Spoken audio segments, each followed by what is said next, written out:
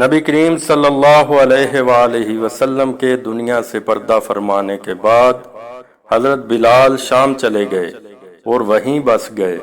ایک عرصے کے بعد حاب میں نبی پاک صلی اللہ علیہ وآلہ وسلم کی زیارت ہوئی اور آپ نے فرمایا، بلال ہمیں ملنا کیوں چھوڑ دیا؟ آنکھ کھلتے ہی مدینہ کے لیے روانہ ہو گئے۔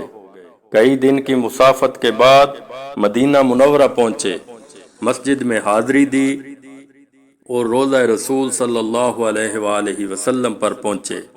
وہیں بے ہوش ہو کر گر گئے۔ اہل مدینہ نے کہا، ایک بار وہی اذان سنا دیں سرکار کے زمانے والی۔ معذرت کی کہ اب مجھ سے برداشت نہیں ہوگا۔ لوگوں نے حسنین کریمین سے کہلوایا، اب انکار ناممکن تھا۔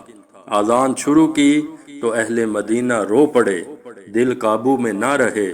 پیارے آقا صلی اللہ علیہ وآلہ وسلم کا زمانہ تازہ ہو گیا۔ عورتیں، بچے سب نکل آئے، غم سے نڈال بے قرار ہچکیاں بند گئیں۔ جب کہا اشہد ان محمد رسول اللہ، لوگ چیخیں مار مار کر رونے لگے۔ حضرت بلال کی نظر ممبر رسول پر پڑی۔ ممبر خالی تھا، سرکار نہیں تھے۔ خالی ممبر دیکھ کر گر پڑے اور دوبارہ بے ہوش ہو گئے۔